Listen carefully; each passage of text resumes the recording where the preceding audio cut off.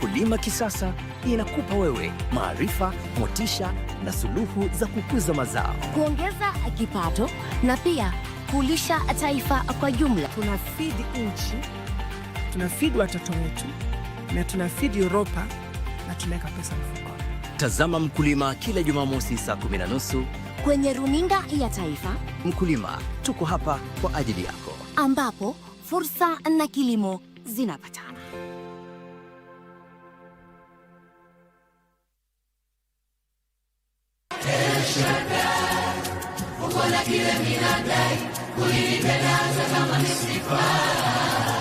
A goal is an objective.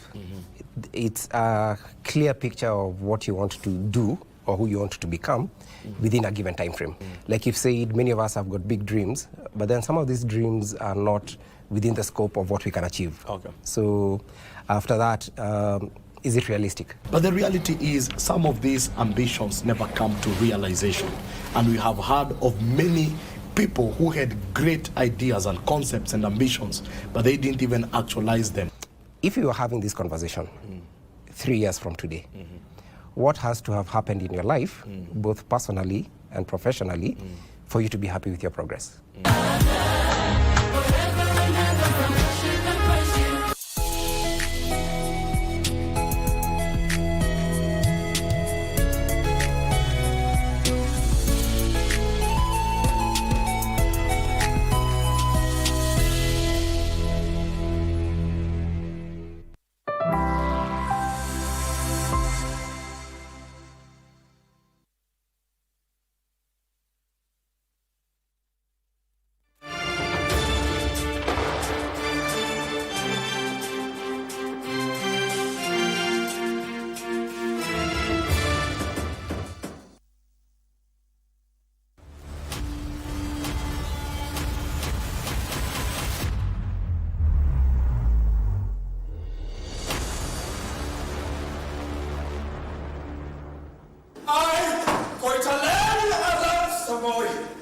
I will fight to protect our land and our people. Born in 1860 in Samitual Dai, Koitalel Arab Samoe was the last born of Kimnyole Arab Turkat.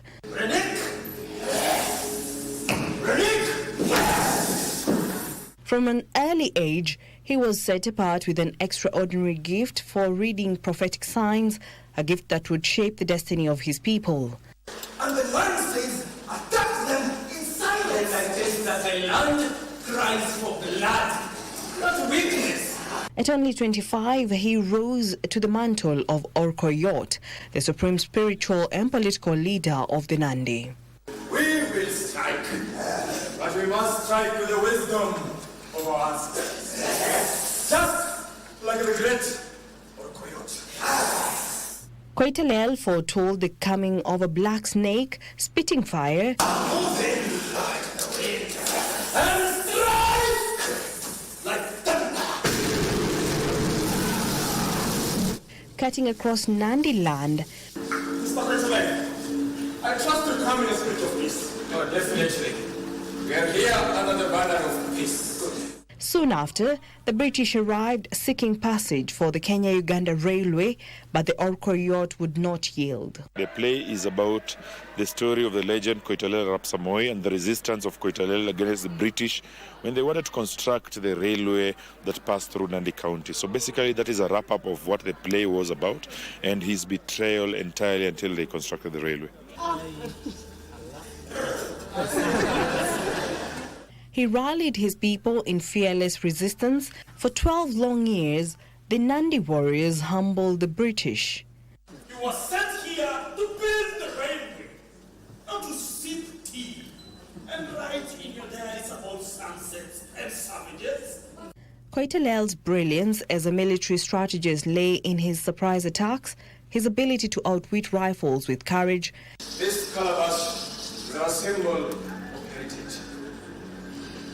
And as long as we drink from it, nothing shall separate us. And his defiance in turning stolen railway materials into ornaments and weapons. While we were researching about the play, we learned a lot about how life happened back then, how brilliant they were without the technology we have right now. how they could mobilize, how they could talk to each other, how they could fight quite a civilized community compared to them. And all they had is black magic and just courage and bravery. Despite not having the current equipments that we have as a generation, phones, Wi-Fi and everything, he was able to protect his land and fight for the country diligently up to his death. What is this? What is this? Invited to a truce meeting in 1905, Koitalel walked into a trap. There's no peace for people like you. Now it is my time to strike. As he extended his hand in peace, he was shot dead. His men ambushed, his people left leaderless. His assassination marked the end of the Nandi resistance. This deserves a promotion. Dismiss. Today, a museum in Nandi Hill stands in his honor. More than a prophet, more than a warrior, Koitalel Arap Samoei's name lives on as a symbol of courage, foresight, and unyielding resistance. Koitalel was a leader who embodied that element of social justice, accountability, explored themes of patriotism. Koitalel fought really hard to protect the land of the Nandi all through until his death, and it's something that we wanted to inspire the youth to be able to take up as a lesson and a tool for the future. Uongozi wake imekuwa kielelezo katika jamii, imekuwa kioo cha jamii ambapo wadogo kwa wakubwa wanaweza kujumuika kwa pamoja na kuona ya kwamba kiongozi mkakamavu, kiongozi shupavu, kiongozi wa namna gani anapaswa kuigwa. When the time is right, we as the Nandi will fight with everything else. Everything. Through theatre, this play does more than entertain. It resurrects history, reminds one of the price of freedom and the resilience of a people.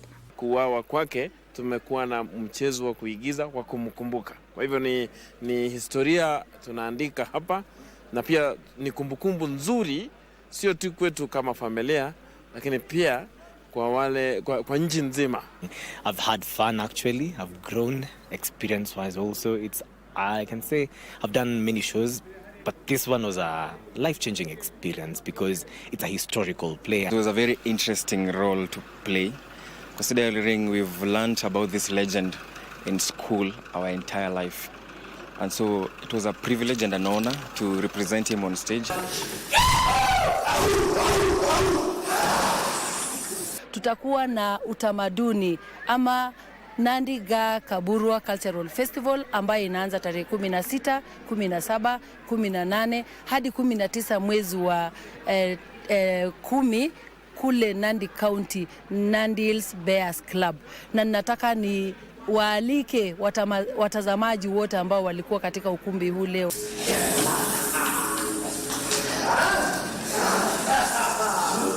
Jackie Wambiru, Cinemas and Theatres.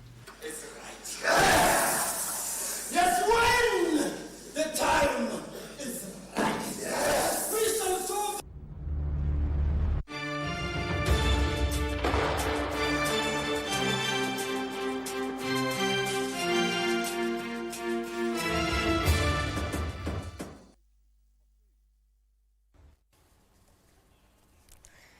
A very good morning to you. Thank you very much for watching KBC Channel 1. It is time for BizCheck.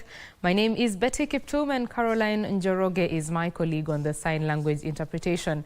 Now, over the next 2 hours, there are some conversations that are going to be happening. We'll be tracking exactly the journey of Kenya towards becoming the Silicon Savannah, and we shall be having conversations from the Konza Technopolis, as well as a conversation on the upcoming 24th COMESA Summit. COMESA standing for the Common Market of Eastern and Southern Africa. 21 member countries will be converging in Nairobi next week from the 6th to the 9th, just to discuss the way forward for the COMESA region. Of course, Kenya will be taking up the rotational chairmanship, and we shall be looking at what exactly that means for Kenya, the benefits and the challenges that exist within the regional bloc when Kenya takes that chairmanship, and what they are expected to tackle during that particular time. We shall also be looking at how to ensure that intra-Africa trade is being increased, considering that Africa within itself does not trade that much comparing to what it trades with the rest of the world. And that conversation will be coming up in the second hour. But first, we want to take you to the Konza Technopolis, where my colleague O'Brien Kimani is standing by, and he shall be interviewing the Chief Executive Officer of Konza Technopolis, that is John Paul Okwiri. O'Brien, over to you.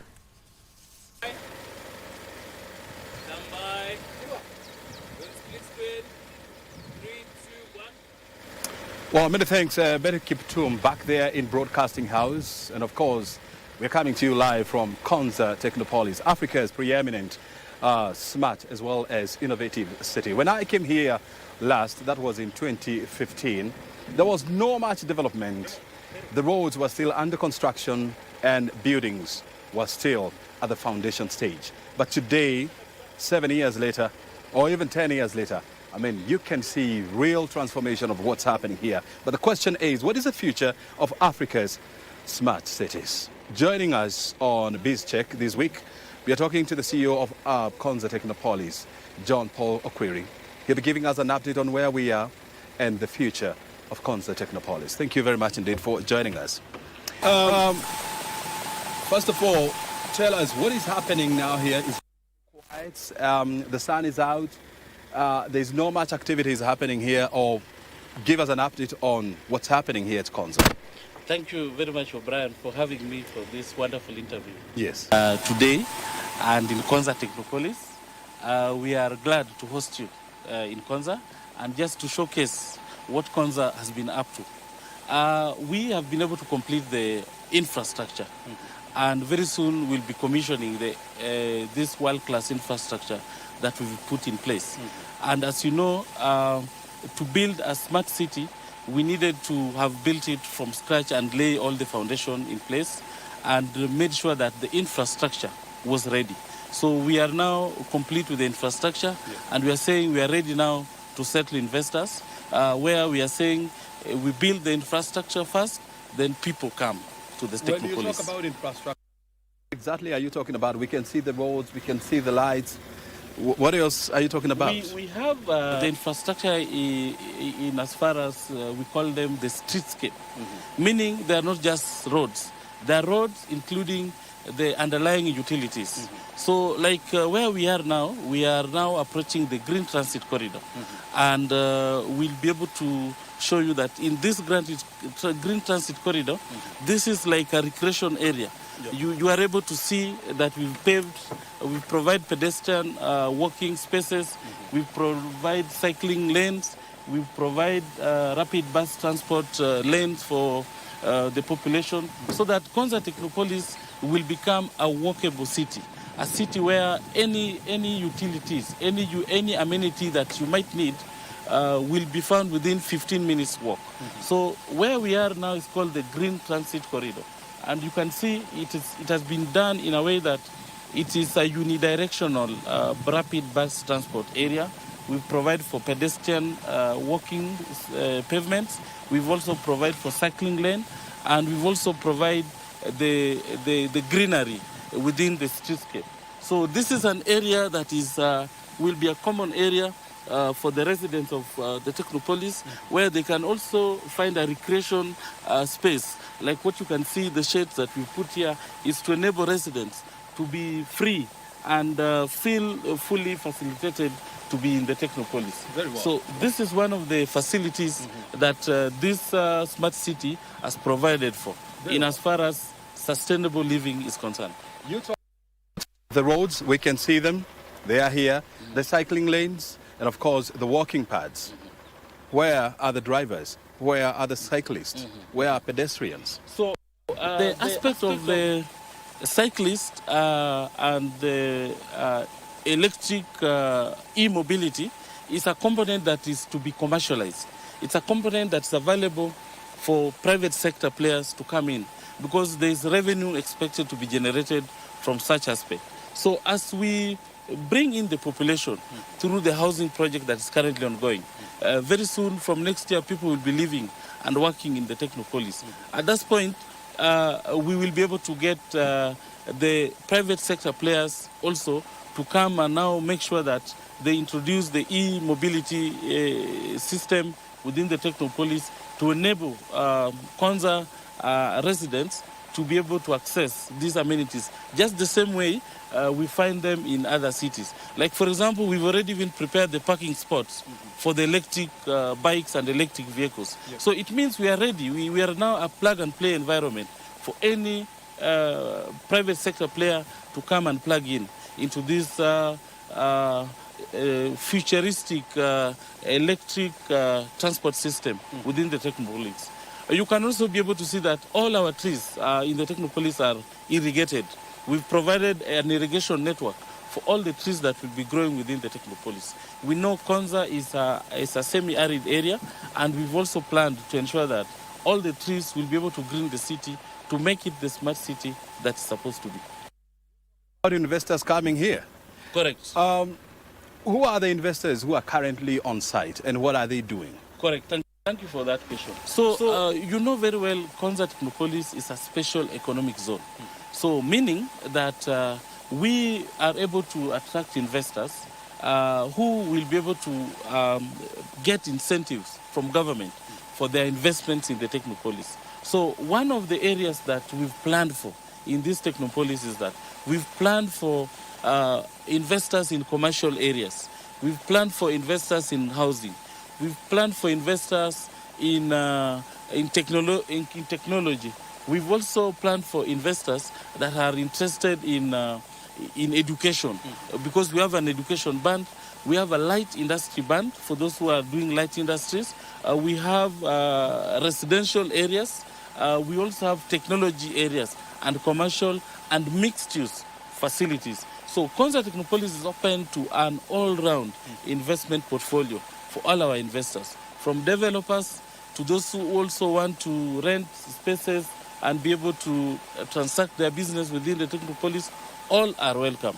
Now, in this phase one of the Technopolis, we have 147 parcels that have already been fully serviced with infrastructure and amenities. Now, out of 147, over 100 have already been allocated to various investors. Like what you can see here, this is a parcel of land that has already been allocated to a mixed-use facility investor. So what we need now is for the investors who have been allocated to begin to construct. Now, in one of our strategic thinking, we've realized that we need residents, we need housing, so that when residents are there, then it can be a catalytic effect to our investors who have already taken parcels to begin development. Currently, we have investors in light industries who are currently construction. As part of this process, we'll be able to visit them and see the progress that they've made. And very soon, we'll be able to have over 10,000 people employed in the Technopolis, working, living, and playing in the Technopolis. 2030 project. Correct. We are talking about 5 years now to the year 2030. The moment we clock 2030, what should we expect to see here? We are now in 2025. By 2030, you'll be able to see people living and working and playing in Konza Technopolis. With this, we mean that we have currently residential housing, construction of residences currently going on well in the Technopolis, and we'll be able to visit the site and see. We also have warehouses, go-downs currently being constructed by our investors in light industry. So that means with the residential and with the go-downs and factories coming up, it means people will be able to work and live in Konza. And as they work and live, it means that all the other amenities will be a requirement. For example, we'll need schools, we'll need hospitals, we'll be able to need social amenities, will be able to need, will be able to get entertainment joints within the Technopolis. So in the next 5 years from now, you can be able to see that in 2030, we shall have achieved the vision of the Technopolis in as far as people living and working in the smart city. Now, looking at the bigger picture, why Konza was started, that is contribution to knowledge economy and also contribution to our GDP. Now, with residents working in the ecosystem of Konza Technopolis, we'll be able also to support and create more innovation startups in the ecosystem that now are able to contribute to the knowledge economy, and thereby through the work and the per capita income generated within the Technopolis, it means the economy of Konza is going to catalyze the economy of our country. And therefore, from 2030, we can be able now to see the vision that our strategists in this country were able to foresee in the year 2008. Talk to Kenyans, to the ordinary Kenyans, in the streets. And when they hear the concept of a Konza Technopolis city, they expect to see buildings, they expect to see people, they expect to see hotels, and a lot of buildings. Correct. But you can't see people here. Correct. Where are they and what are they doing? Currently, there are people in the Technopolis. For example, our office complex is now fully occupied by about 16 companies who have already found home in Konza and already working and having people come in the morning, leave in the evening. Now, we realized that we needed housing in the Technopolis so that now you can be able to account for the people in the Technopolis. So the housing development is currently ongoing. We have gotten commitment from the State Department of Housing to develop 10,000 units.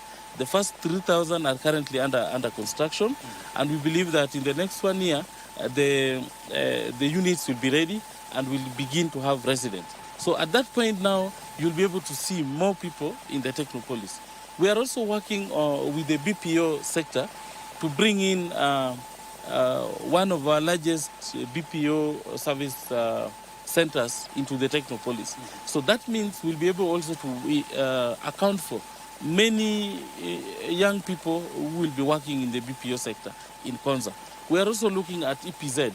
We've already designated an EPZ area within the Konza Technopolis ACZ, meaning that in the next 1 year, we'll be able to have also many other young people working in the Technopolis. So I can assure you that in the next 1 year, from next year, you will be able to see more people in the Technopolis than you can currently see.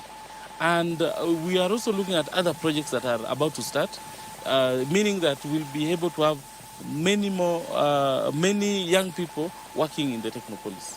When the idea of Konza Technopolis was conceived back in 2009, we didn't have Tatu City, we didn't have Southland, we didn't have Tilisi. Now you have them on board, correct. Which is bringing competition into this concept. Correct. How has that impacted your vision? It's a good thing for us as a country to embrace, develop the concept of smart cities, or the concept of developing high-quality residential areas for our people. So as Konza Technopolis, we are really encouraged by the fact that now it's not only Konza that is being looked at as the smart city or a master planned area. We also have others. And that means that whatever we are doing or whatever the vision that was foreseen in the blueprint is something that is working. And we are glad that we have Tatu City, we have Tilisi, we have all these planned, master planned areas, special planning areas coming up. And as Konza Technopolis, we want to say that is the way to go for us as a country. We would like to see more of many of our county governments also embracing the concept of special planning areas for their counties so that we can have a well-planned country, a country where people are able to live in a high quality living environment. And that is the way to go. So it's a good thing. And if you look at even how other cities, other countries are doing it, the Singapore, China, Korea, even the US, we have so many of such special planning areas currently being embraced as the next frontier for economic revolution. It has taken Konza City about 15, 17 years to get to where it is today. Correct. Is it high time that Konza Technopolis now is given to private operators to push it forward to the next frontier? Actually, the concept of Konza Technopolis, as much as the government is mandated to provide the infrastructure, the remaining work to be done is by the private capital. So government has already done its part. It is now time for the private sector also to come in and input their capital into the Technopolis in as far as generating revenue from their investment is concerned. Government has already done its part by ensuring that the infrastructure is ready, the water system is ready, power is available, redundant power is available, high internet connectivity, proper drainage system, water treatment plant, solid waste management system, wastewater reclamation facility. All this is available, and it is one of a kind, even in Africa.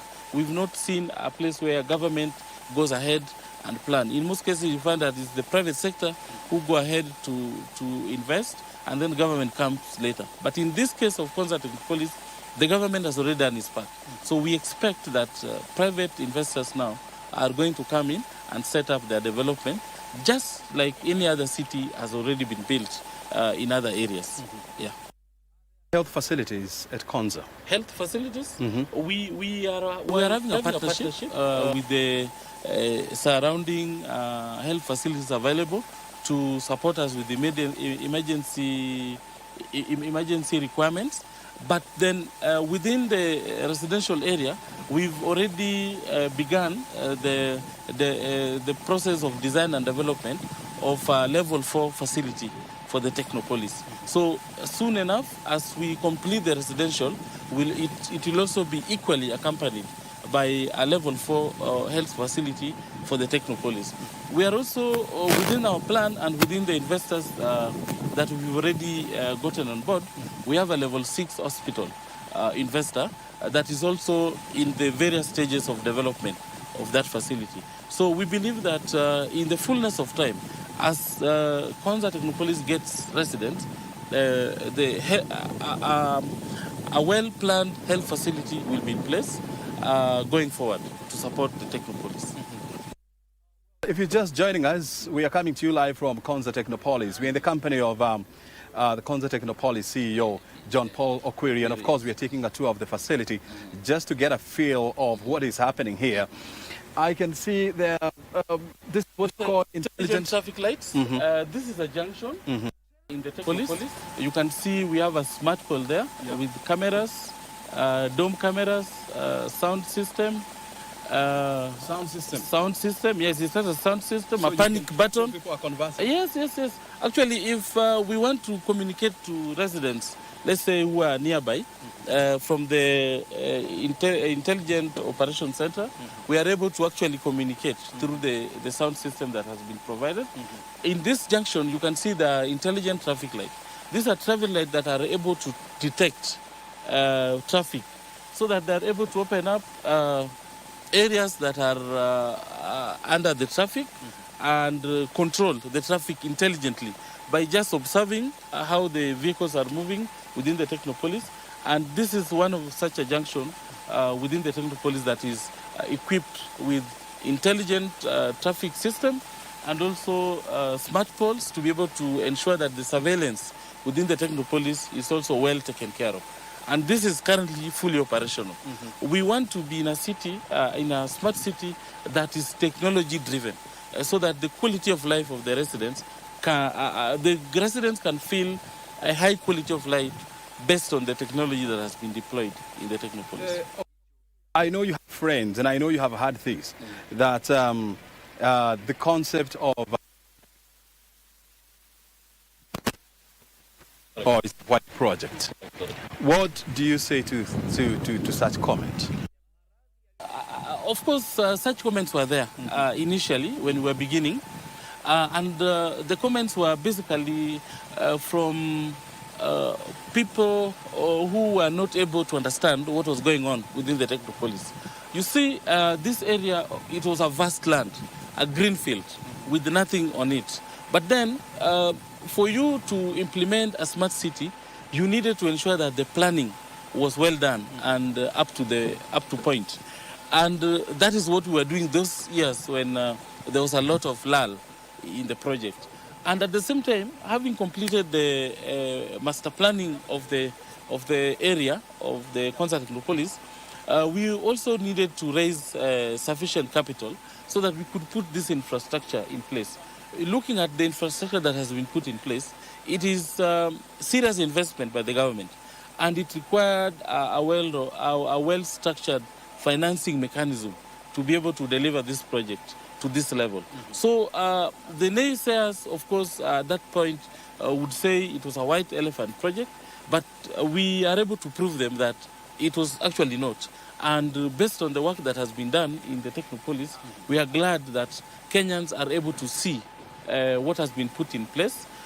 And also, during that time, you realize that for you to develop the infrastructure, and remember it is horizontal infrastructure, it means there are a lot of things, a lot of equipment that has happened underneath the road network that has been constructed to ensure that the Technopolis is up to this level, a level where now investors can be confident that they have a well-structured special economic zone with proper infrastructure.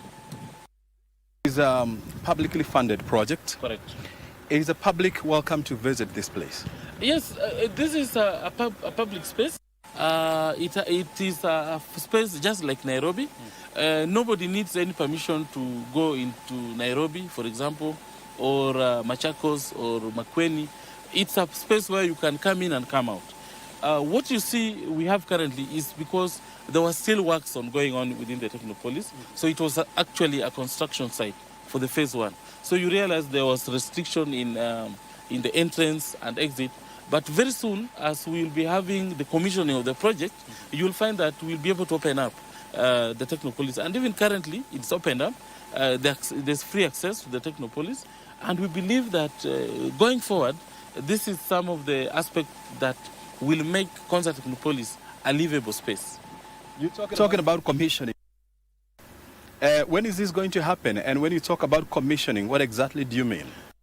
Expect a VVIP commissioning of the project within this month of October, and we'll be able to send an invitation to you so that we will be able to say now the phase one of the Konza Technopolis horizontal infrastructure and related amenities have been commissioned because the contractor finished the work and we've done testing commissioning of the various sub-projects that were in the main project, and now it's time to officially commission and say Konza Technopolis is open for investors to come in and begin their construction. Government has already put in the money, government has completed its mandate, and now it's time for private sector to come and enjoy the infrastructure that has been put in place. You are telling me that this is a police station? Yeah, this is a police command center. What we've done is the structure within the project. We've done the first, you call it the structure. The structural works have been completed. Now we need to go into second fixes and also be able to complete the facade. You can see it's a building that has been completed, and it will be our command, security command center and fire station. So it will be able to house the police, fire rescue services. Yeah, and also fire rescue services. And you can see even the construction has been done by bricks. So it means there is an aspect of the security feature of the command center that had to be done by bricks, so that even in case of gun handling and everything, they are not able to penetrate the walls of the security command center. a high-tech command center, and we intend to complete it in the next phase of the project. The next phase is currently the financial negotiations are going on, and believe that the fullness of time, then in the next few months, we'll be able to get a green light so that we can have the work continue, so that some of these projects that were not fully financed in the first phase can now be completed in this second phase. This place used to be what would be classified as African savanna grassland. Correct. And we used to have wildlife here. We used to have antelopes, we used to have zebras, and so much. Now with the construction of these, where are they? Where are they? Now, looking at the whole savanna of Konza Technopolis, where we have 5,000 acres, and it was initially a ranch, and of course has wildlife. One of the requirements for us before we began this project, that was a requirement by our financiers, was that we needed to have a biodiversity management plan, which has to be in compliance with the Article Chapter 6 of the IFC standards. And therefore, we were able to develop a biodiversity management plan that was able to define and also made it a mandatory requirement that we designated 1,000 acres of wildlife corridor. So within our master plan of Konza Technopolis, we have 1,000 acres of a wildlife corridor, so that we are required not to interfere with the flora and fauna that we found in this place. We have to leave everything as natural as it was, so that we continue to live together as members of the same community with our flora and fauna. Yes. You were also telling me that there is internet here? Yes, there's high-speed internet. And when you talk about high speed, you're talking about what? 5G? 5G. 5G, yes. Is it accessible to everyone who is here? Yes. In this place, now we are on the main boulevard. We call it the Auto Boulevard. It's a 4-lane boulevard. And in the middle here, there's a huge tunnel underneath. You can see this space here. There's a huge tunnel that actually you can walk through. That tunnel has all the amenities, all the utilities, both dry utilities and wet utilities.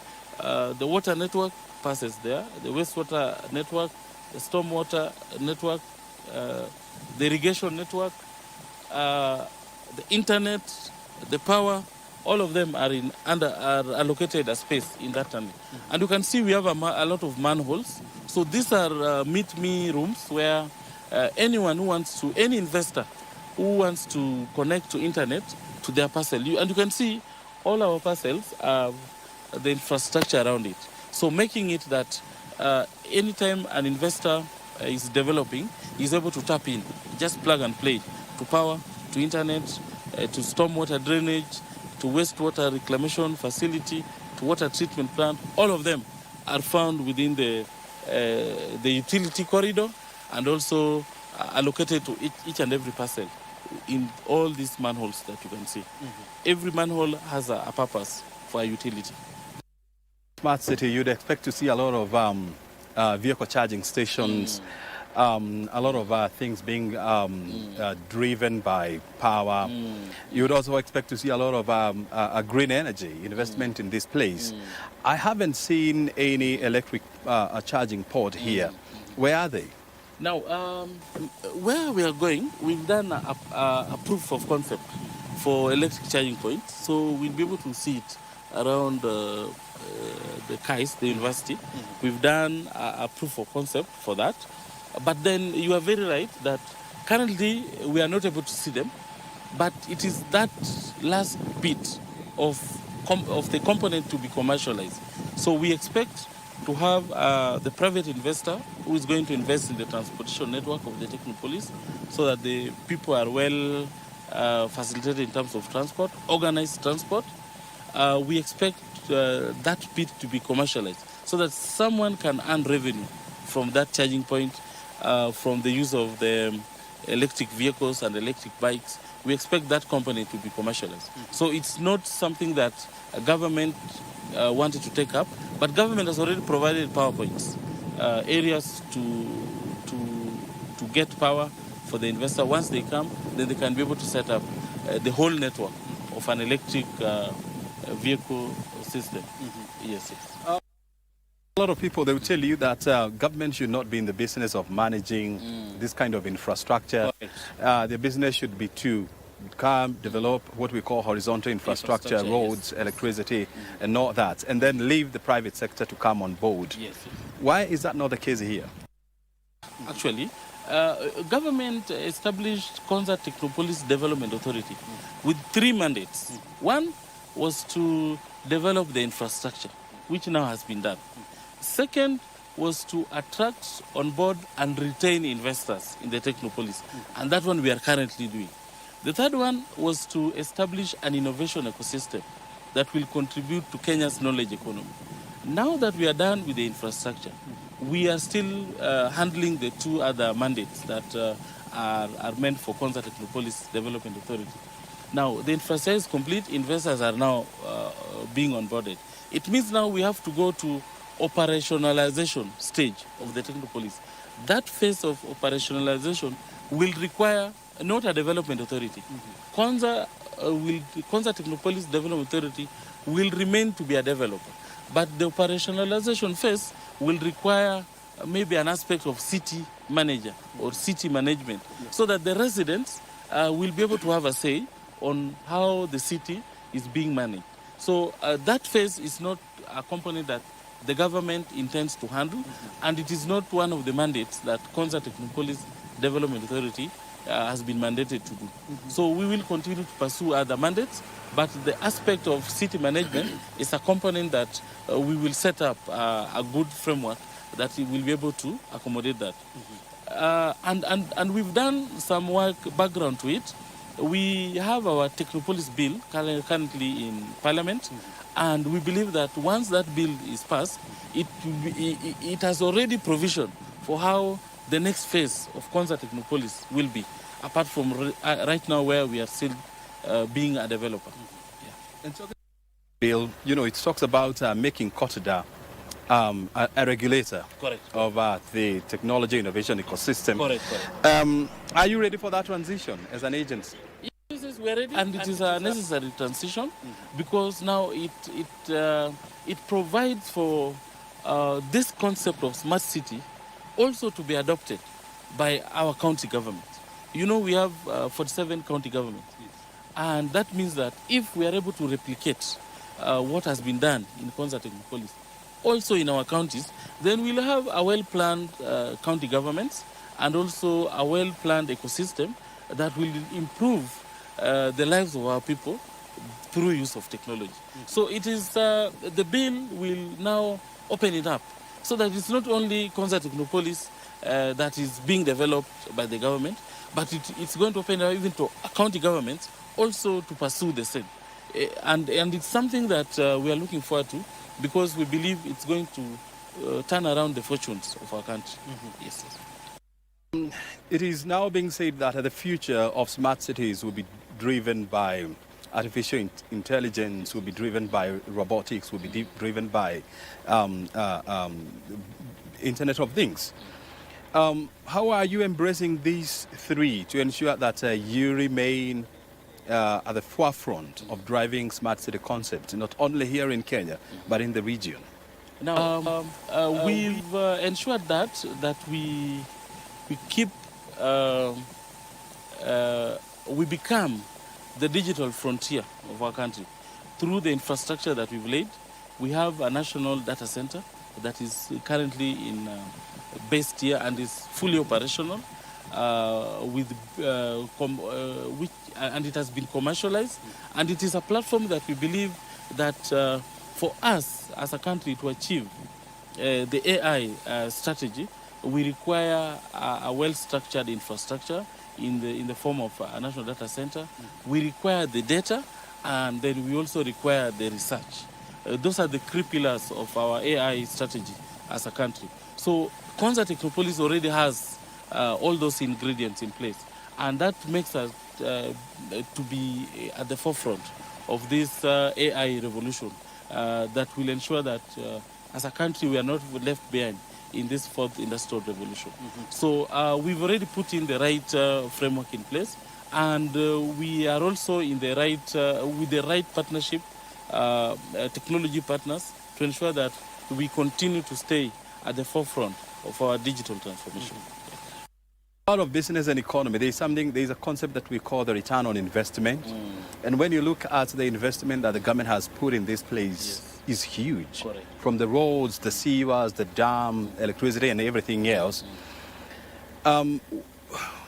If you are to quantify the return on investment for the government on these, how is the government reaping out of this project? Now, that's a very good question, because now it means we are looking at what does government intend to achieve by this development.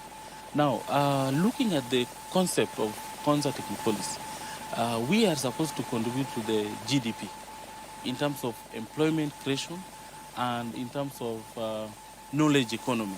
So that is the biggest agenda. And you realize that the investment portfolio that is expected from this investment that the government has put in place is about 1.5 trillion Kenya shillings that is expected to be generated from this investment that the government has put in place. And so once the project is fully ready for... at full build out, and you see we are going to take it step by step. Looking at the countries who have implemented this concept, Singapore, Korea, even China. In China, you find that 26% of the economy is generated by the digital economy, and that is where that's the space where concert technopolis is with this project. Looking at Singapore and even Korea, in Malaysia, 24% is generated through the digital economy, and that is the direction that we expect that as a country we are able to take this to the next level and just turn around our investment fortunes from relying on our traditional economies of agriculture, tourism, and the rest. Now we bring in technology to make sure that we are able to become more efficient and also to generate more revenue from the various economic development portfolios that we have.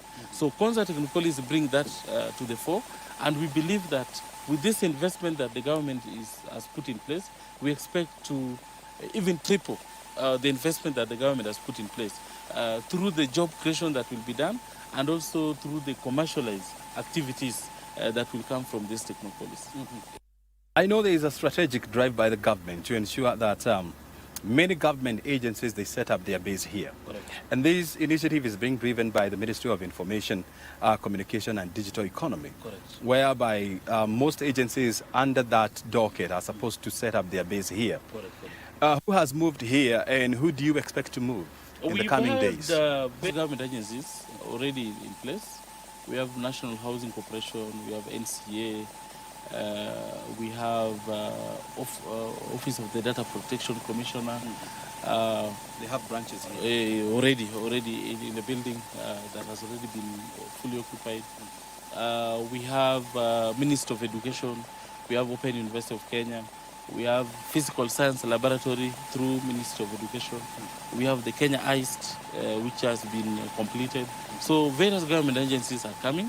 We even have the Ministry of ICT itself also having been allocated some parcels to develop their state-of-the-art facility here. We also have KEBS and various NUPEA, many other NEMA, many other government agencies who are already been allocated space in the technopolis so that we can build together the ecosystem of digital economy. Well, this is not a government kind of a headquarters space. Correct. Where all government agencies are supposed to be domiciled here. But this is a concept where it's supposed to have a majority of private sector businesses setting up their base here. Correct. Do we currently have any? Private investors? Yes. Yes. Who have set up? Who have their headquarters here? Yes. We have several. Africa Center for Technology Studies. We have Huawei. We have We have several, yes. One, we have our investors in textile and electricals. We have several investors. We have investors in level 6 hospital. All those have already taken up space. So their development is at various stages of development, from design to resource mobilization to full implementation and construction. Yeah. So we already have quite a good chunk of investors, private investors, who have already taken up space. We have rare universities already set up their space in the Technopolis, and many more are coming to ensure that we'll be able to implement the Technopolis in the way that it is required. Yeah. Which is that's about 500 meters from ahead of us. Correct. Tell us more about that. It looks like it is complete. Have you started operations? Yes. The KAIST, Kenya IST, the university, has already been completed in as far as construction, curriculum, equipping, ICT, ERP, all that is been completed. Now we are awaiting the charter to be issued through the presidency, and we believe that once the charter has been issued, we expect that it will be fully operational, and we'll be able to intake students, faculty, and just make it go. Yeah. The first graduate-only university to be established in the Technopolis, one of our anchor tenants. Yeah. How soon do you see that happening? In the next 1 month, I believe, because the charter has been developed to an extent where it's in the final stages, being reviewed by the Commissioner for University Education. And we believe that with that, it will take quite a short time before the Commission certifies the charter, so that the presidency is able to issue it in the manner that is required in the Act. Yes. When you look at the planning of Konza Technopolis, from vehicular movement to environment management, this is supposed to be a model for many other cities and towns in Kenya.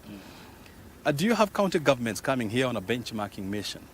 Yes, we've engaged the county government through the. We've engaged the county government through the.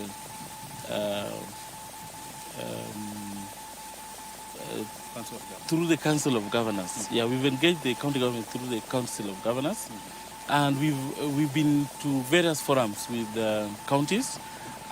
We have formed partnerships with the various counties just to showcase to them how a special planning area can be done, and just to confirm to them that it's doable. We've had various county governments coming here. In fact, most of them have already been here.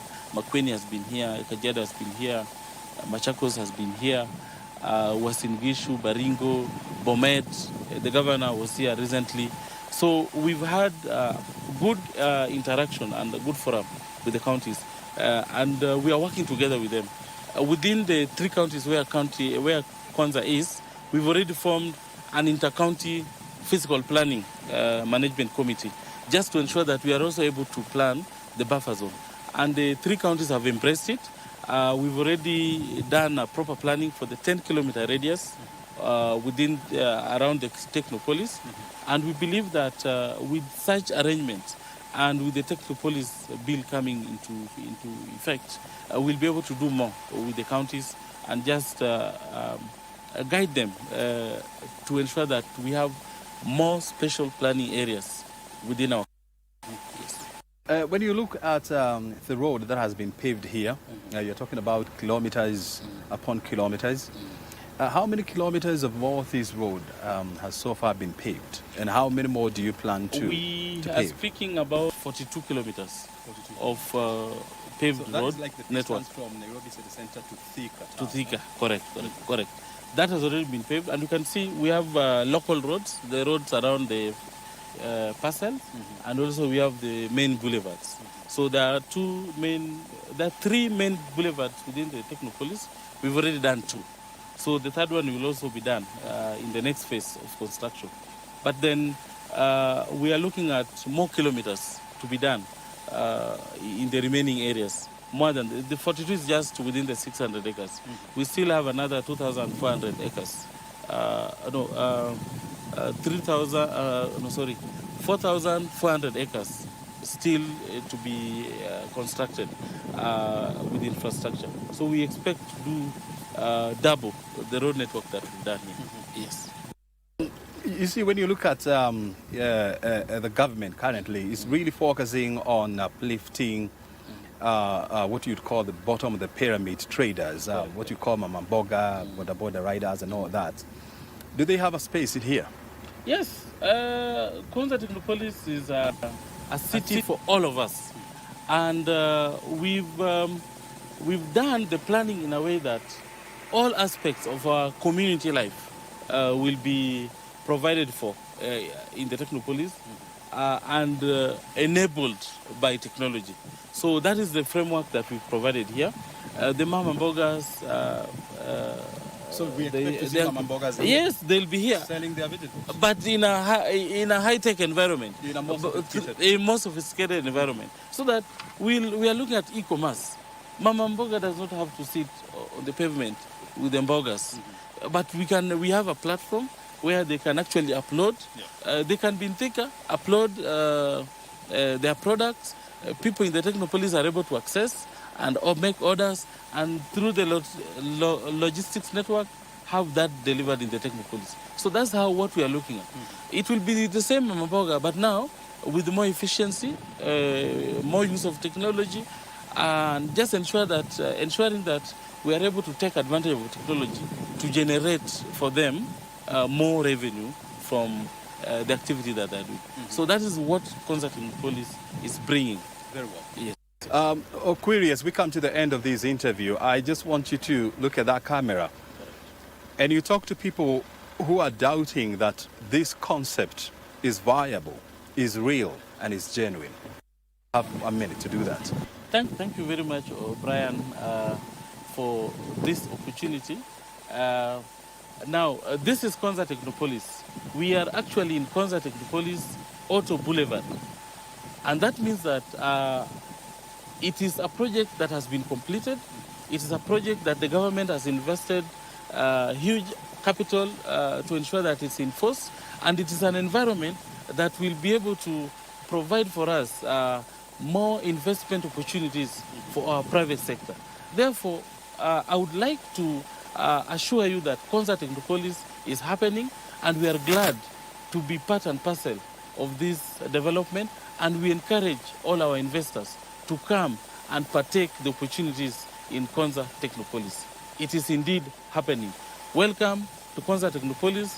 Welcome to Africa's Silicon Savannah, where technology makes our lives better. Thank you. Before I let you go, this place is highly blessed with natural sunlight. I'm not seeing any solar panels on the streets. I'm not seeing any solar farms to power this area. That's a good question. Why? Now, in our master plan and in our building code, all rooftops are made of solar, so that the daylight and the lighting system within the building is being done by solar. If you go to our office, rooftop is full of solar panels, and the lighting we are using in the Technopolis is by solar. We've also provisioned for a solar farm within the Technopolis. We have our own substation that will be able to take in green power from the Ketraco substation that is connected to Olkaria, and also to our solar farm within the Technopolis. So that at the end of the day, we as a Technopolis, we are saying the infrastructure in place is ready for environmentally sustainable energy for the Technopolis. Very good.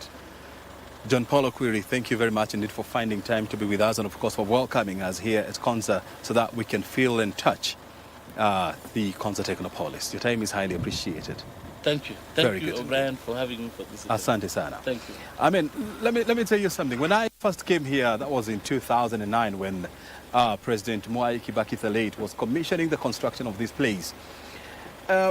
You couldn't imagine that at some point this place would be a bustling metropolis.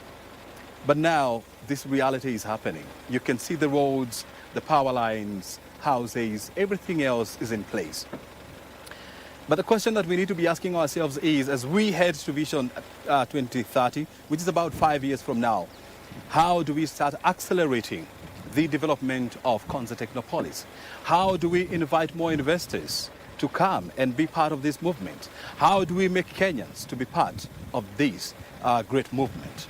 Because at the end of the day, Konza is supposed to power the lives of Kenyans and make it easy even for investors to come here.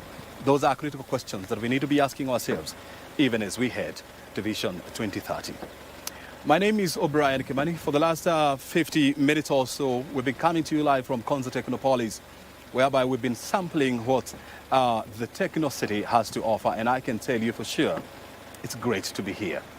O'Brien Kimani, I'm taking you back to Broadcasting House, where Betty Kiptum will continue with the rest of this check. Over to you, Betty Kiptum, in Broadcasting House.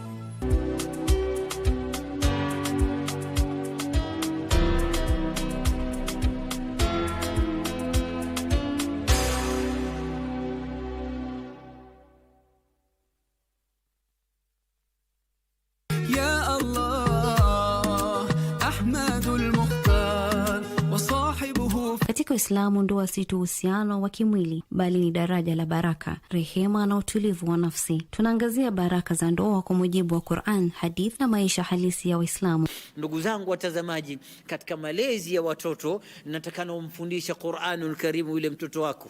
Na wewe ni mchungu, utaulizwa na Allah yaumul qiyama.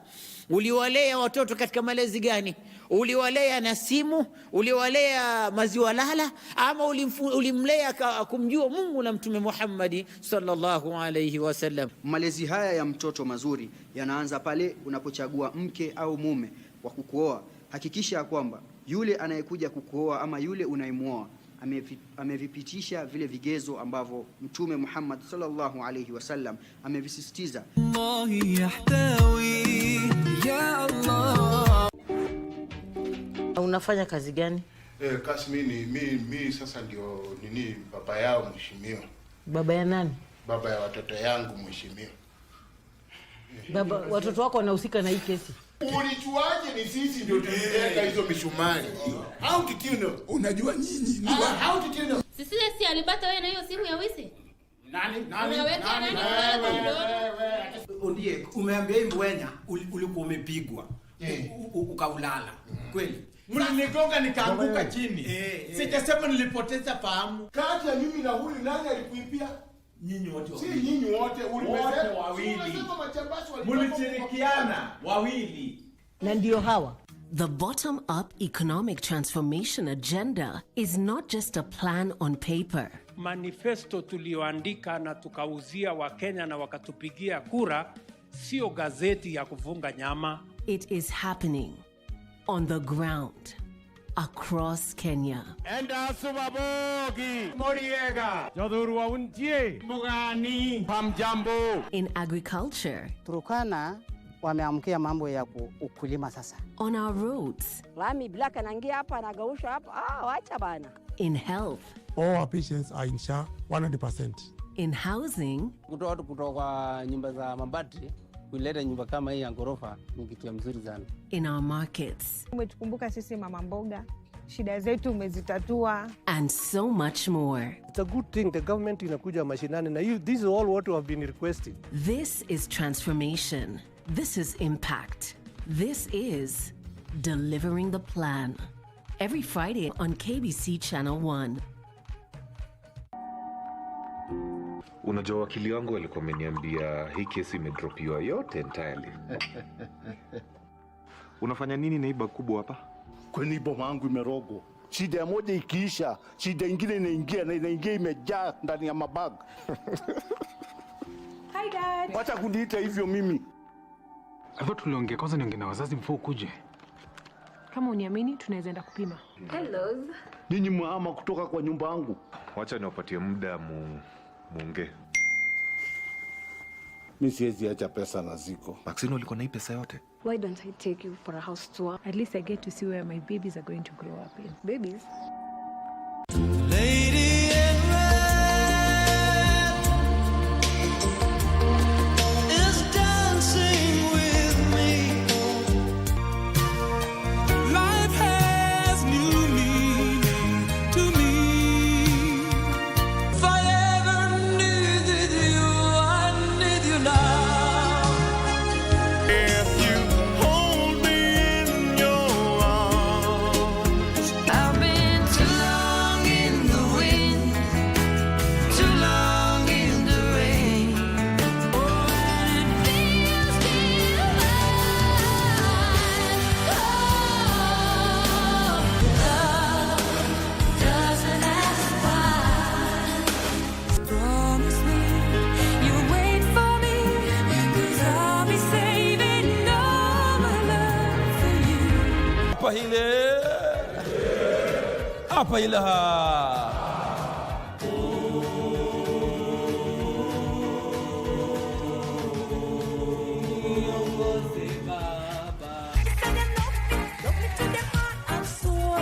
CBC ya mashinani.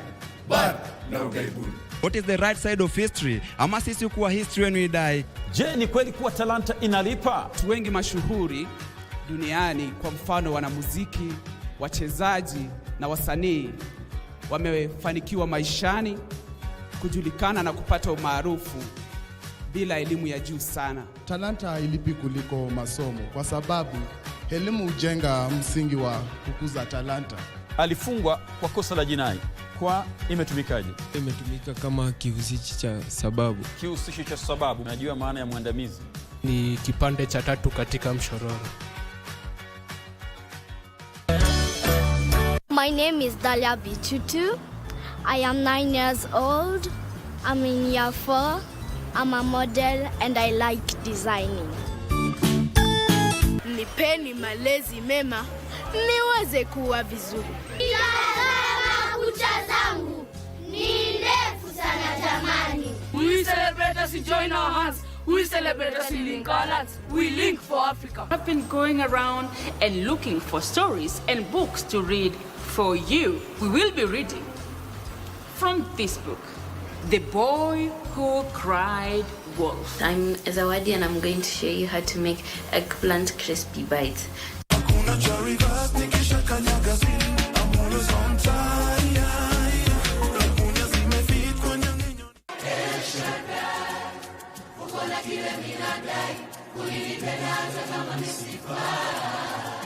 A goal is an objective. It's a clear picture of what you want to do or who you want to become within a given time frame. Like you've said, many of us have got big dreams, but then some of these dreams are not within the scope of what we can achieve. Okay. So after that, is it realistic? But the reality is some of these ambitions never come to realization.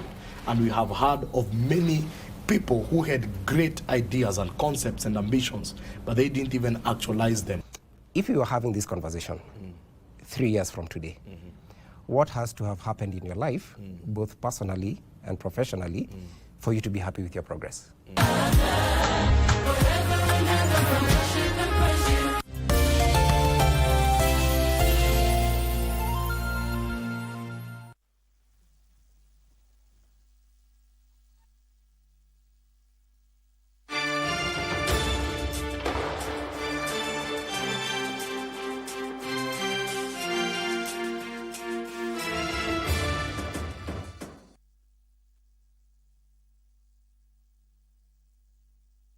This is now the second hour of BizCheck. My name is Betty Kiptum. In this hour, we want to talk about the upcoming 24th COMESA Summit, the Common Market of Eastern and Southern Africa rather is converging here. 21 member countries, delegates, heads of state, they shall be converging here from the 6th to the 9th of October to discuss pertinent matters including trade and how to ensure that intra-regional trade is being enhanced and what challenges exist as well as the opportunities. And we'd like to have this conversation with me on my panel. I have to my left is Director of Industries at the Ministry of Trade and Industry, that is Gideon Apio Oele, as well as Admasu Tadese, who is the Group Managing Director at Trade and Development Bank Group. Welcome, gentlemen. Thank you. Karibuni sana. A bit of numbers about COMESA. 640 million people. That is a big, big potential market. We're talking a GDP of over $1 trillion.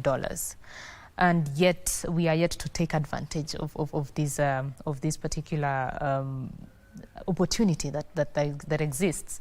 I'd like to throw it to you, Gideon, first of all, so that you tell us what the impact of this summit will be. Thank you very much. The impact of this summit is of importance to us as a country. You imagine we are dealing with a GDP of 1 trillion, a population which is 12 times our population as a country. You compare that with our GDP, which is around 13 billion US dollars. So we expect a lot from this. It will impact on how we move our goods, that is the market, the big market. It will impact on how we develop our infrastructure to enable trade to take place. It will impact on our productive strategy. As a region, we do not have to, as a country, we do not have to produce everything. We need to specialize. It will impact on how the gender, the women, the youth should be interacting within the trading bloc. All this we expect to be addressed so that we have a region where we can seamlessly move around our goods. We move as people, and we are able to exploit those resources that we have been endowed with. It's very important, of course, to open up the borders to ensure that the people and goods are moving. I'll bring you into the conversation, Mr. Tadese, and let's talk about your expectations for this upcoming summit first. Well, these summits are occasions to review progress that's been made with critical projects that help create that connectivity. So infrastructure has always been a very big constraint in getting our economies to work better together. And then, of course, there's other areas such as finance, which helps that infrastructure get developed alongside other role players. And then, of course, you have financing of the real economy, which is industry, agriculture, and then even social sectors such as healthcare and education. Digital lending for the SMEs, who, of course, need to also be enabled to participate in the growth opportunities, both within countries and across borders. So the summit really is about the countries that represent the stakeholder community asking all the right questions around how to activate this big market of 650 million people that's been referred to. And of course, we live in a very complicated global order now, and Africans have understood that the one thing that we have under our own control is making sure that we can integrate and do better business with one another. And so that is still work in progress, but we do have a number of initiatives that are under implementation, and I think that is what will be discussed and reviewed. There's a lot to show for already. I think COMESA has come very far. The Continental Free Trade Area itself has come into force, as you're aware. But COMESA is one of the biggest building blocks of the Africa Continental Free Trade Area. So it's an important summit, and we're happy that Kenya is hosting it. Right, of course we're happy. It's the third time that Kenya is hosting it. And you've brought in a point that Africa has realized that they have to look a little bit more inward than always depending on outside of the continent. And the first indication came during COVID when supply chains were locked and you know, we had to look inward and look at how to make sure that Africa is feeding its people and that things are moving within the continent. And then now there's the US policy that has gone into some sort of protectionism and doing now reciprocal tariffs with different countries. So I'd like to hear from you, both of you, of course, will answer this question in terms of exactly what governments should do to ensure that they are enhancing trade within each other's countries and opening up borders and ensuring that people can actually access these markets. It's not just a matter of saying we have 650 million people and yet there are tariffs and non-tariff barriers that are preventing us from accessing those markets. Let's start with you, Gideon. Thank you very much. In any trade arrangement and in economic activity, we have two different sides. We have the policy and regulation that is within the government actually to come up with that. We have what in commerce we call aids to trade, and that is what we call trade facilitation. The banking, the communication, the transport, all these ones enable trade to take place. Even if we have the best policies in place and the aids to trade are not working, no trade will take place.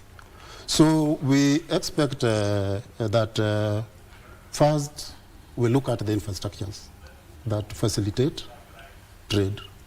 We look at our communication system. Are people in Central African Republic aware of what we are producing in Kenya? Maybe not.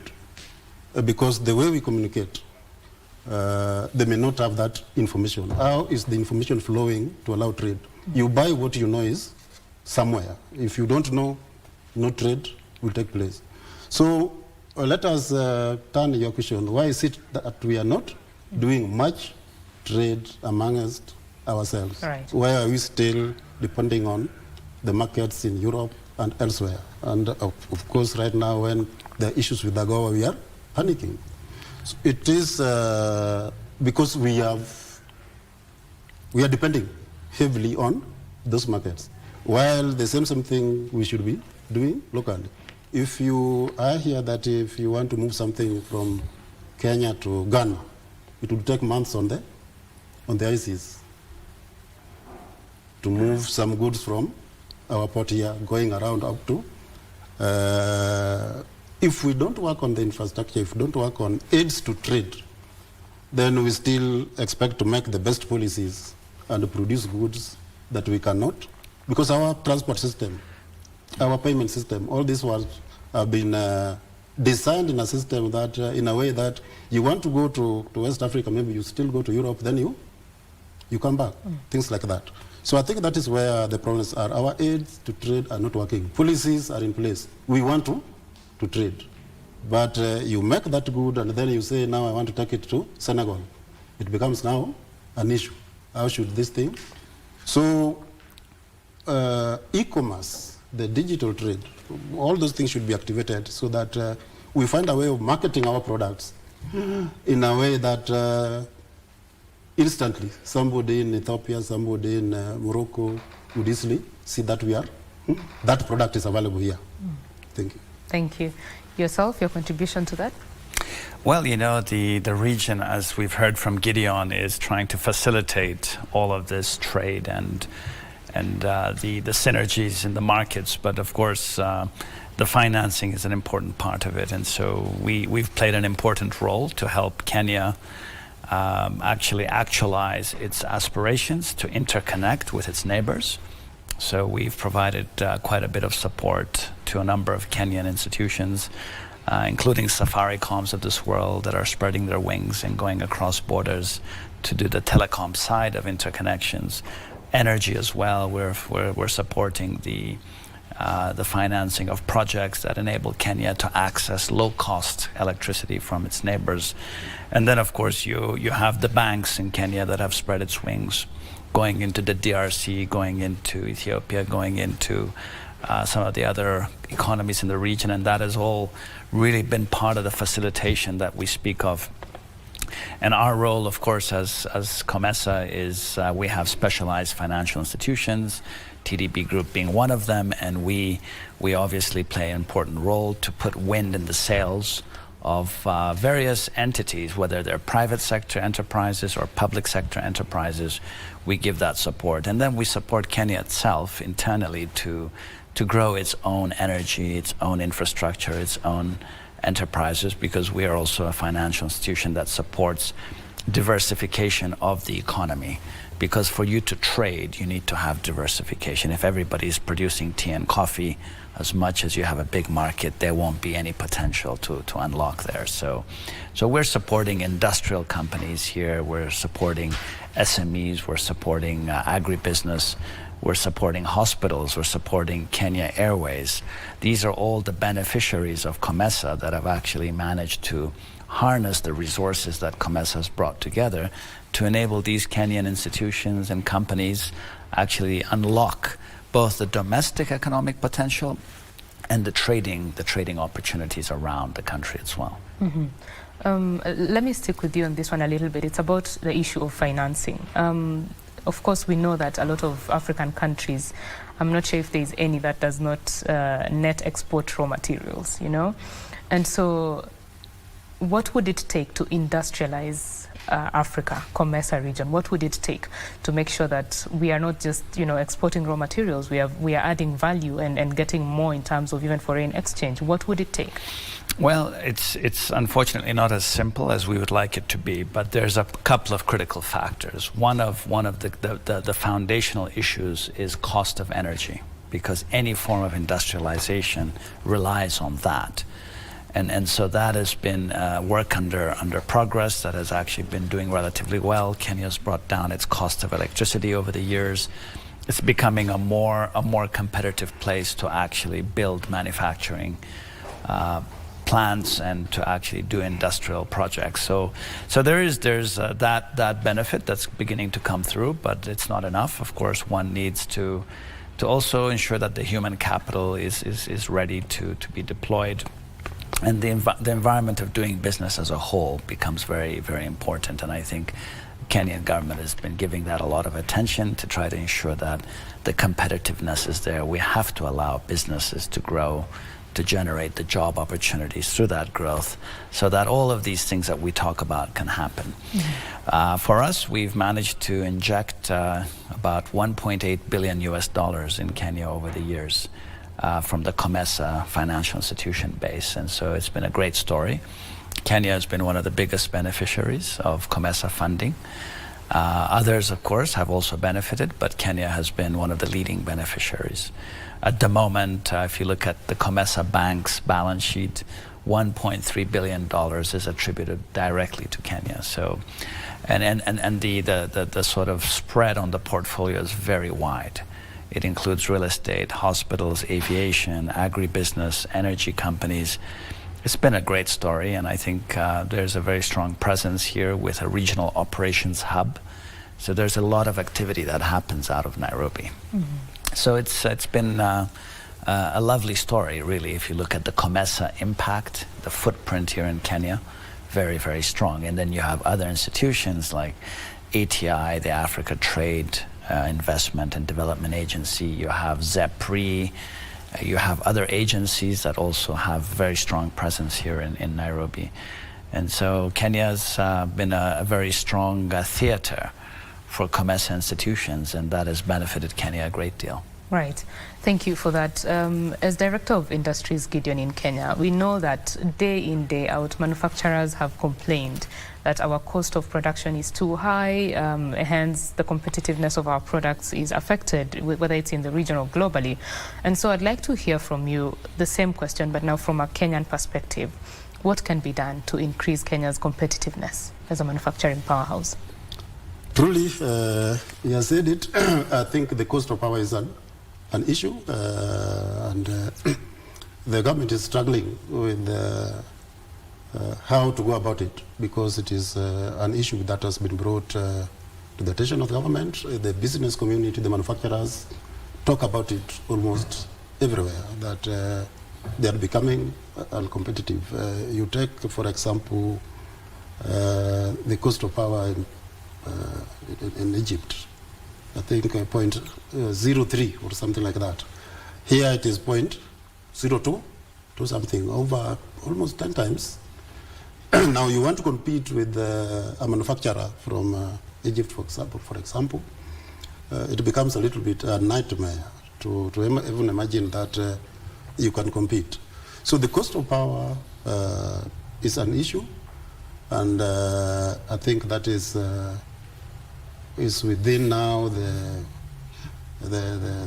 realm of government priorities, and it is being worked on. It should actually come down.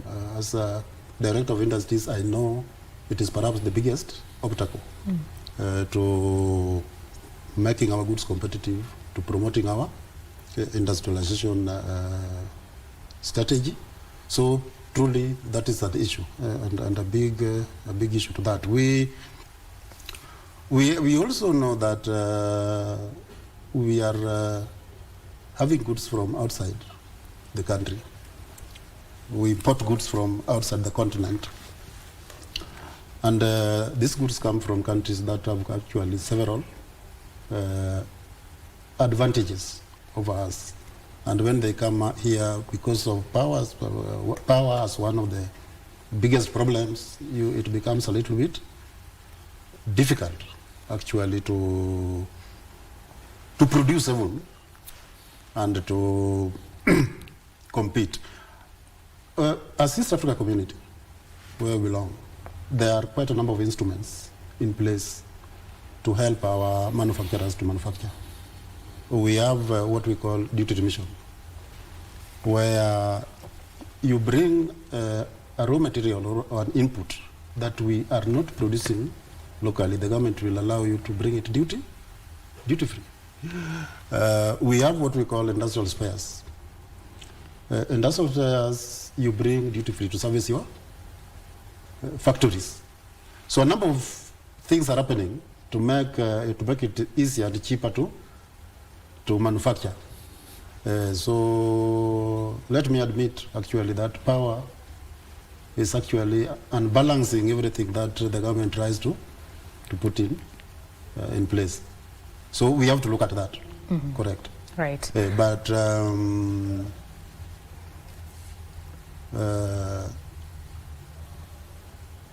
of course, we have to look at how to diversify our power mix. If we can, we are good now, almost 90% in green what? Renewable energy. And I think, I don't think it has been exploited properly, because if you go to production of commodities like steel, like cement, like what, there you cannot use our renewable energy because of the heat requirement. You have to use fossil fuel, the petroleum, and the petroleum always, the price keeps on fluctuating and going up. You can't predict because we don't produce it. So I think those are the issues that we need to address. Yeah, that's very important. Do you have something to add? No, just to say that the geothermal projects, the solar projects, the wind power projects, Turkana, Menengai, these are all projects that we have co-financed. So we've put a lot of wind in the sails of these strategic imperatives. And then, of course, the baseload energy, which is important for industrialization, that's also coming through across the border. Kenya will be accessing very cheap power from Ethiopia, which will help improve that competitiveness, this issue that Gideon has mentioned will be addressed in some way by that. We're facilitating that as well from the COMESA side. I'm sure the manufacturers are looking forward to that moment. Of course, us as households as well. Now, let's talk about small and medium enterprises. We know that a lot of cross-border trade is done by SMEs, women, youth, small traders. And I would like to hear what is being done to ensure that at that point of crossing the border, of course across all borders in the region, that we are making things seamless, making things easier before we discuss the issue of formalization for the small traders as well. You'd like to take that first? Yeah, I think there are systems in place. We have what we call simplified trading regime. That is basically meant to facilitate this small person who is moving across the border every now and then, and with minimal quantities of carrying minimal quantities of goods. That one I think is there. The borders are being we are setting up one-stop border stations where you can go and get all the get all the requirements actually settled for you to cross the border with your goods. The government is working to make it easier to get yourself and your goods cleared at the entry and exit points. And I think with that one, our small traders will be in a good position to actually move around. We know they move daily. They can even move 2 to 3 times in a day because it is going and coming back, and they are not like trucks which go and then come back after 1 or 2 weeks. For them, it is a daily. You wake up and you go and you come back. So as a COMESA, there is a simplified trading regime, which is meant to take care of that kind of trade, to facilitate trade among the small, the medium and small enterprises in the region. Yeah, so, and also, of course, we are doing a lot of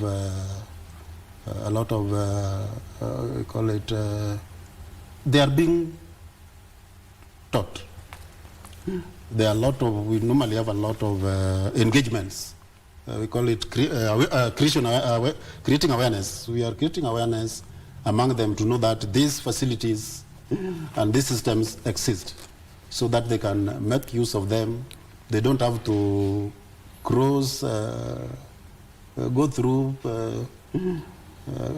border crossings that are not manned actually, as if they are hiding.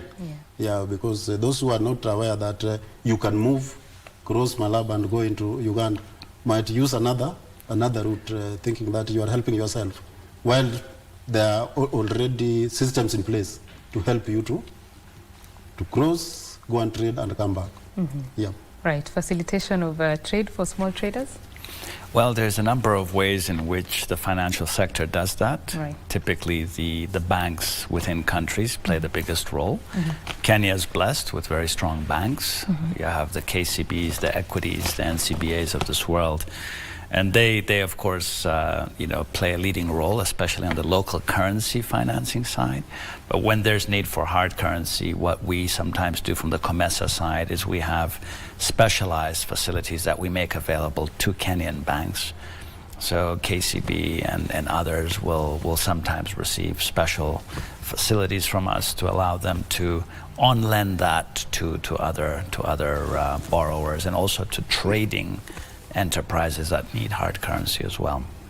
And then we also support innovations. We have special programs that promote digital lending so that the small enterprises can access finance much more easily, taking into account the latest developments in artificial intelligence and digitization to try to sort of speed up the time frames. Turnaround times are always very sensitive for SMEs. They get locked up in bureaucracy too much, both private sector bureaucracy in banks, but also government side.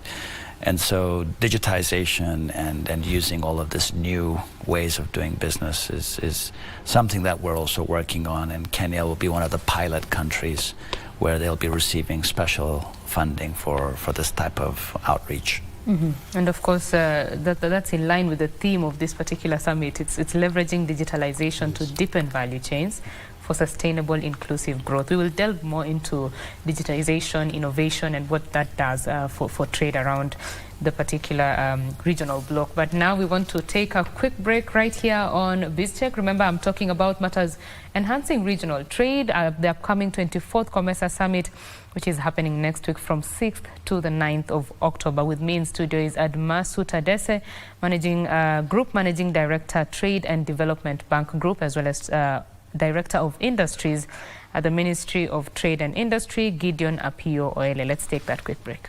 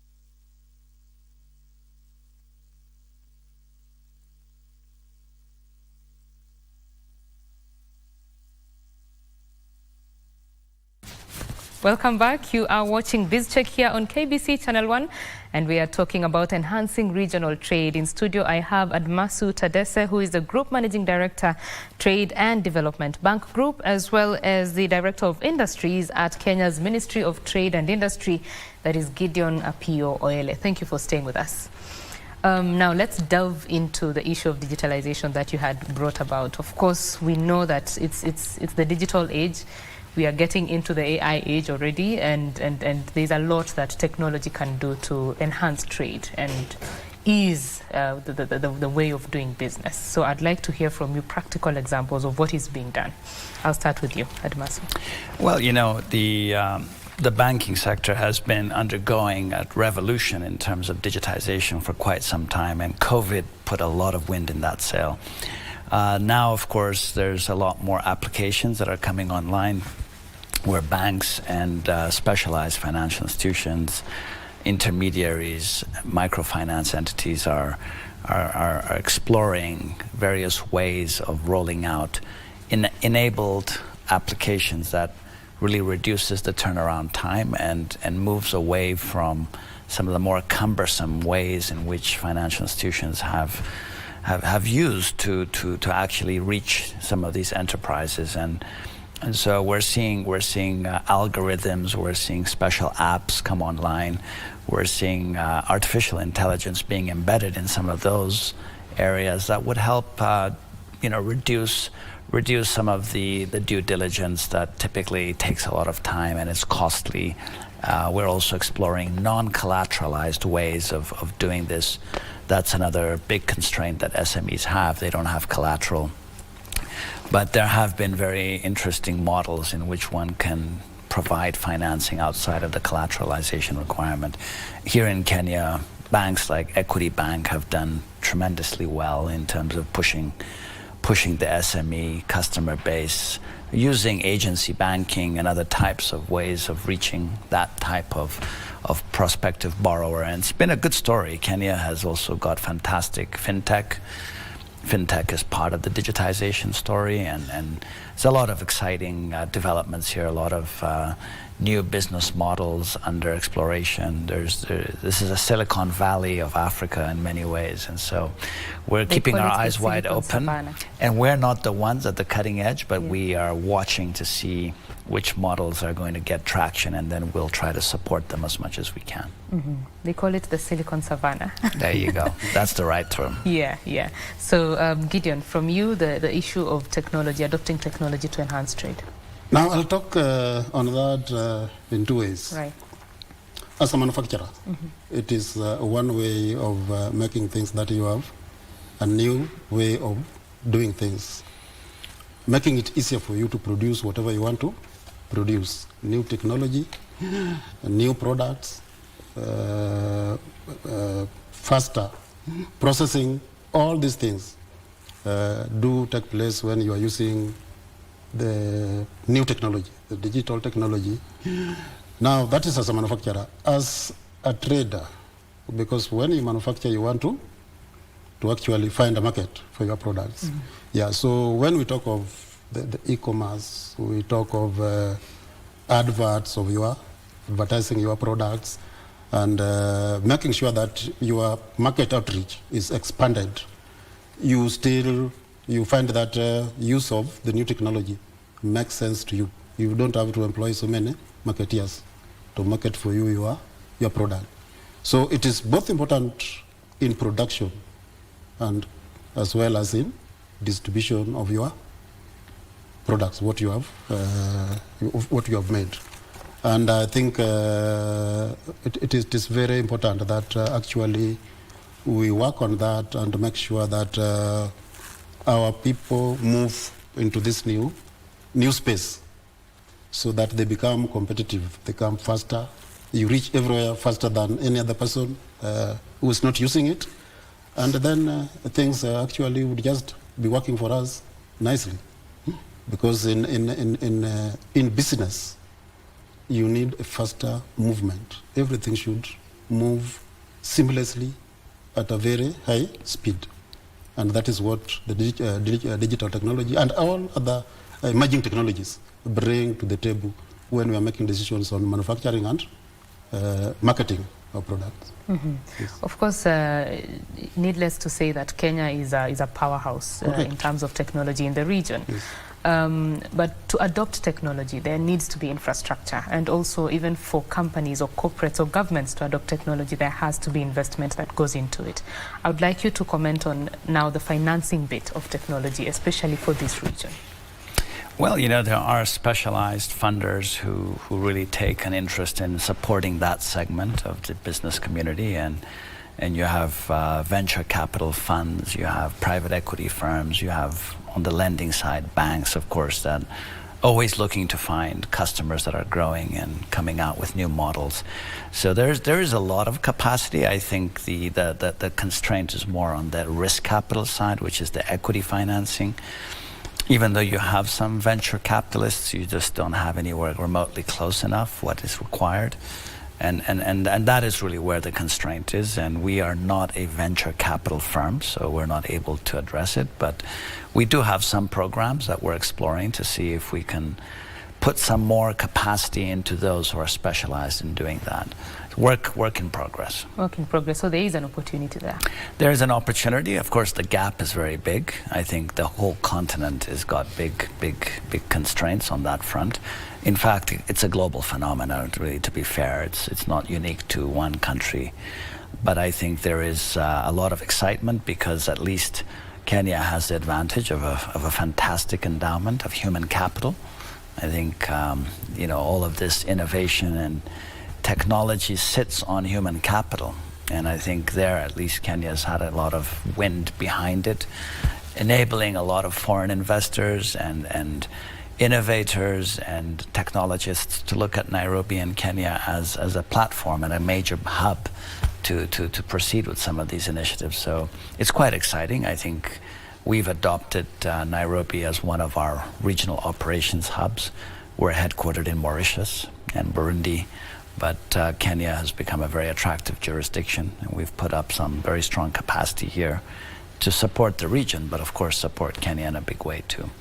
And so when we start piloting new programs and new facilities, Kenya tends to be at the initial stages of those new rollouts. So again, as I mentioned, the 1.8 billion of financing that's been done here from the COMESA FI side has been a great story in the Kenya experience, and it's growing even more.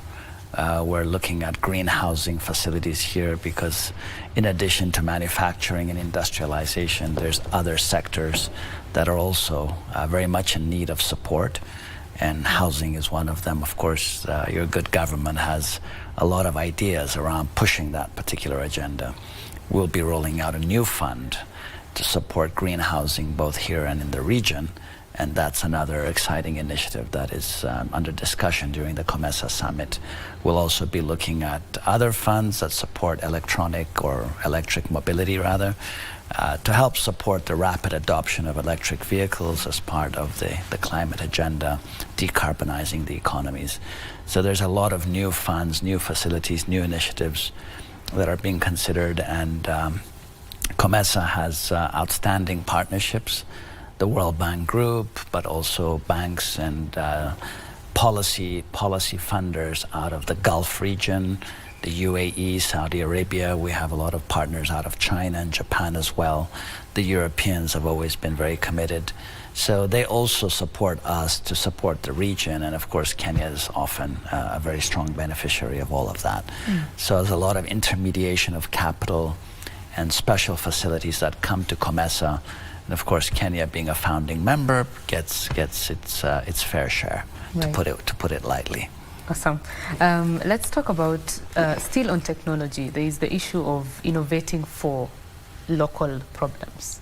We know that for a very long time, M-Pesa has been the unicorn, so to say, in the region. And of course, we'd like to see more of such innovations, taking root. I would like to throw this question to you, Gideon, first. Just tell us your thoughts in terms of the young people innovating for the problems that we are facing in the region, and Kenya as well. It is very important, actually. Let me use an example. Yesterday, you saw the president driving a vehicle that has been done in Kenya. In automotive sector, most of the vehicles we assemble in Kenya, we import the CKDs, the kits from the OEM, wherever they are, in Asia, in Europe. We are right now seeing young people coming up to make parts for the automotive sector within the country. We have a regulatory framework that allows you to bring some kits from outside, parts from outside, and other parts you make here.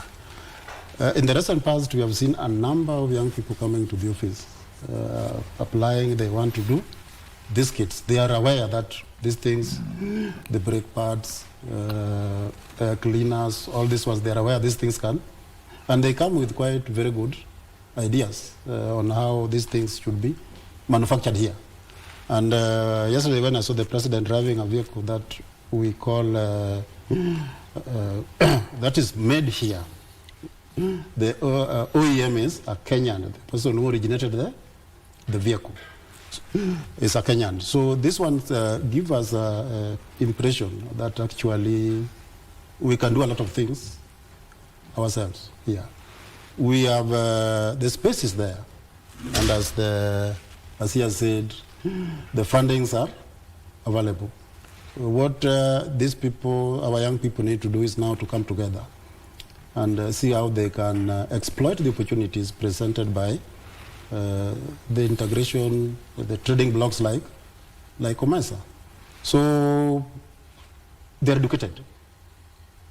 And with that one, the manpower, we think we have. So what would prevent them actually would be getting the funding.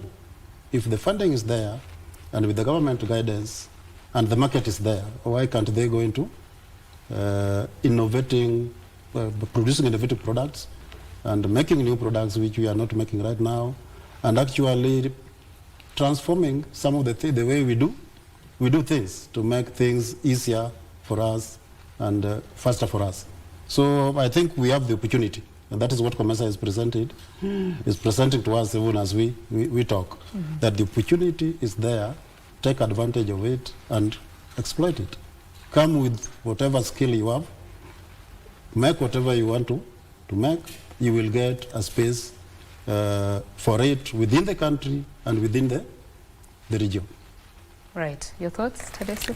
I think he said it all. Right. He said it all. One of the challenges that the COMESA bloc is facing is, of course, instability and conflict, and that affects the ease of doing business or even the possibility of doing business. What would be your rallying call for the heads of state, even as they meet next week? I'll start with you. Well, that's a tough one. I think some institutions are very well positioned to address these matters. I think the African Union has been at the forefront of some of these matters, and then you have other institutions, COMESA and IGAD. It's been sad to see some of the countries in our trading bloc get caught up with these very damaging civil conflicts. It's very complicated because there's so many different players involved, and so it's not something that Africa can easily resolve on its own. Fortunately, there are some committed international partners who are working closely with the COMESA, African Union institutions to put more pressure on the different players to get everybody to be a lot more sober and find ways to negotiate and compromise and move forward, because they've tried their own path and it's not worked. So it's clear that there's need for much stronger intervention from outside, because you can't leave it to some of these countries because they just don't always seem to understand that it's just not working. They keep trying and it's failing. So compromise sometimes has to be pushed from the regional level, and global players have to come in and also help, because there's also international players involved in some of these situations. Right, thank you. Your thoughts on that? I think conflicts and wars thrive where there's nothing bringing people together. The best way to deal with all this instability is to integrate more. People will not fight if you know the country you are fighting with is your market. So if you know what you are going to lose, it will be difficult even to begin to think that you can fight. So let us integrate more and more. And by integrating more and more, we are preventing the possibility that we will fight, because we know what all of us will lose in fighting. So right now, people can fight, because if we are not highly integrated, if I know I'm trading more with Europe than my neighbor, what do I lose? If a small issue, we can blow it out of proportion and we. But if I know that is the market I'm targeting, there will be a way of, even the business community themselves will come to mediate before you reach that level. Because the moment you start blocking the borders, then you will find the business community coming in and telling you, now what do you want us to do? And when you realize that factories are closing because you are going to war, more of your people are losing jobs, and soon they will be fighting you when they have lost jobs and they are on the streets. So the best way to prevent the possibility of war is to make sure that your economies are highly integrated. Because with that, the cost of going into a war becomes something you cannot even contemplate. Right. Thank you very much for your thoughts. I would like to give each of you 1 minute to give us your closing remarks and maybe what you're looking forward to during the summit next week. Go ahead, Teresa. Well, I think the value proposition of regional integration is becoming more and more profound. For reasons we've discussed, I think we all just have to push very hard to make it happen, get those things under our control as Africans sorted out. There will be things beyond our control, but I think we have to really focus on doing those internal institutional issues, giving them priority, so at least when the rest of the world is asked to come to the party, they see that we've done our part first. Thank you very much. Gideon? The world is becoming a bit fluid as a business arena. And the best way to address this is to strengthen COMESA and of course make sure that we finalize the tripartite, we do the continental free trade area, we make sure that we finalize them so that we can trade within ourselves. Because looking at outside, it's becoming a little bit, you don't know policy changes.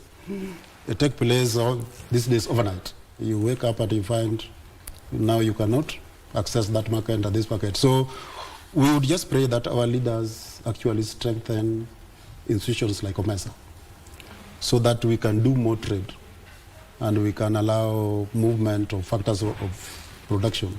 And with that one, we'll be good to go. Awesome. Thank you very much, gentlemen, for your thoughts. I appreciate it. That is the conversation on enhancing regional trade, specifically focusing on the COMESA region ahead of the 24th COMESA Summit scheduled for next week. And of course, we have been discussing issues such as how to ensure that more trade is happening, deal with conflict, open up the borders, make sure that people and goods are moving more easily. And I have been having this conversation with Gideon Apio Oele, who is the Director of Industries in charge at the Ministry of Trade and Industry in Kenya, as well as Admasu Tadese, who is the Group Managing Director, Trade and Development Bank Group. Thank you very much for your valued company and watching the program. Sheila Kayaro-Yogo is on standby to bring you Kurunzi Mashinani. My name is Betty Kiptum. Do enjoy the rest of your viewing. Bye-bye.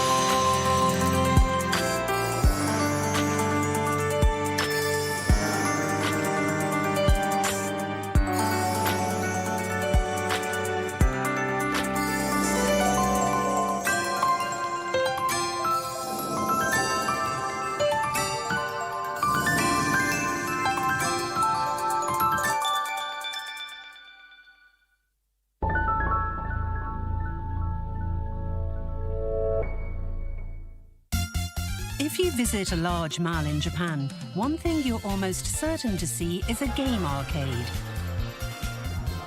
Despite the spread of online games played at home, constant innovation and unique attractions keep people coming to these arcades. The most popular games are those that require both physical and mental skills to win. An example is this game, using a traditional wadaiko drum.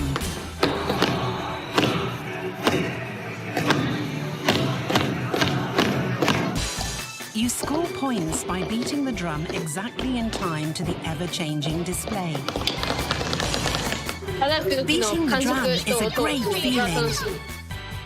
The popularity of such active games inspired the creation of this new centre. Its attractions combine games and sports. In this game, players run from side to side, tilting the seesaw to move the ball on screen into the basket. This is their most popular game. Players race to beat different animals projected on the wall behind them. It's the first game of the kind in the world.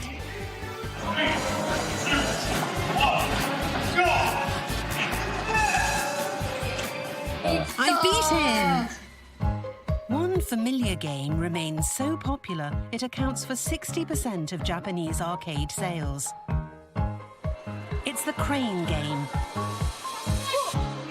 Yes, the classic game using a crane with a claw to pick up prizes. It's really simple to operate with